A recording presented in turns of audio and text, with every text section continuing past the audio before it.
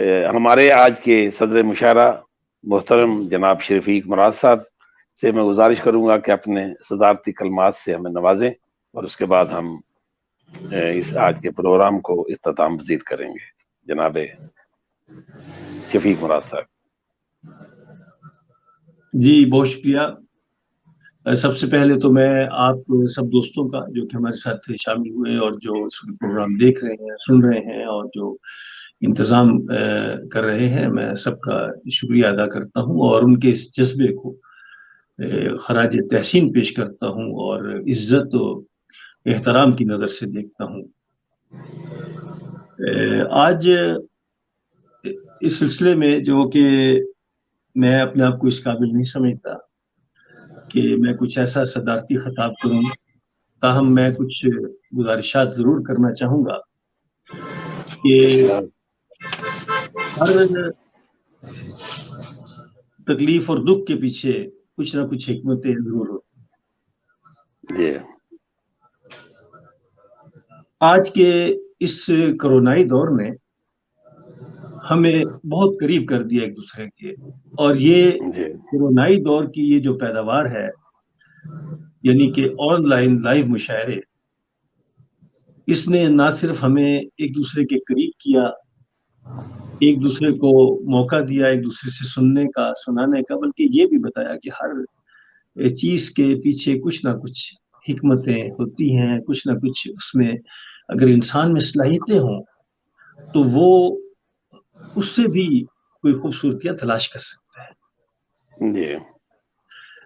جہاں تک یہ کرونا کی وبا کا، یہ وبا ایک مصیبت ہے، یہ میں قطع نہیں کہتا کہ یہ کوئی ایسی اچھی چیز آئی دنیا میں، اور یہ اللہ تعالیٰ سب کو بچائے اس چیز سے، اور اللہ اس عذاب سے جو ہے وہ ہم سب کو جلد از جلد نجات دے۔ لیکن یہاں اس وقت میرا جو گفتگو کا موضوع مقصد ہے وہ یہ ہے کہ اگر انسان میں شعور ہو، سمجھداری ہو، تو وہ ایسی چیزوں سے بھی کچھ نہ کچھ اچھائی کے پہلو تلاش کر لیتا ہے۔ اسی طرح ہماری زندگی میں کئی ایسے واقعات پیش آتے ہیں روزمرہ کی زندگی میں کہ جہاں پہ ہم یہ محسوس کرتے ہیں، تکلیف محسوس کرتے ہیں، رکاوٹ محسوس کرتے ہیں، لیکن یاد رہے کہ ہر رکاوٹ آپ کو ایک نیا سبق دیتی ہے، نیا درس دیتی ہے، نئی روشنی، نئے راستے، نئی منزلوں کی خبر دیتی ہے۔ تو یہ بہت اہم بات ہے،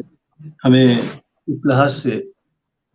اپنے حالات کے ساتھ سمجھوتا کرنا اور اس میں سے بہتری کے راستے تلاش کرنے چاہیے۔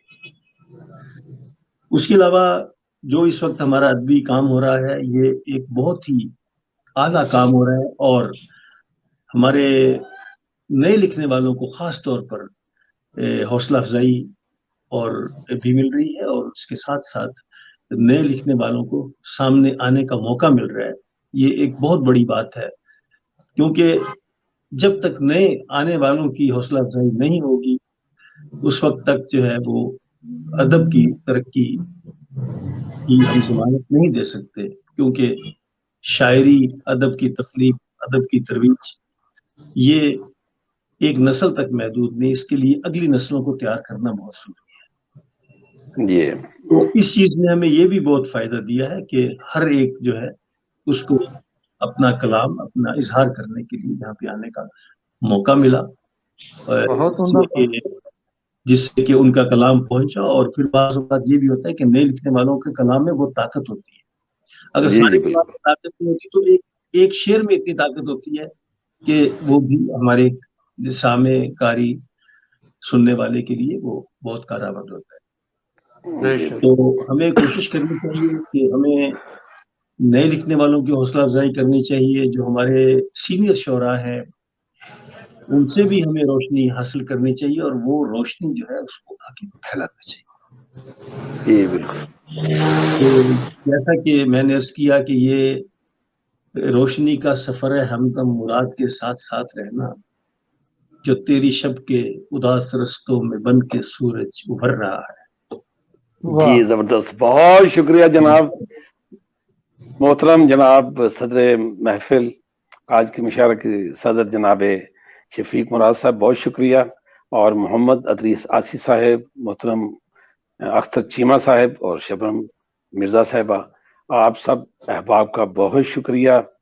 تو آج کا پروگرام جیسا کہ آپ جانتے ہیں ادب شناس فورم کے زیر اہتمام منعقد کیا گیا۔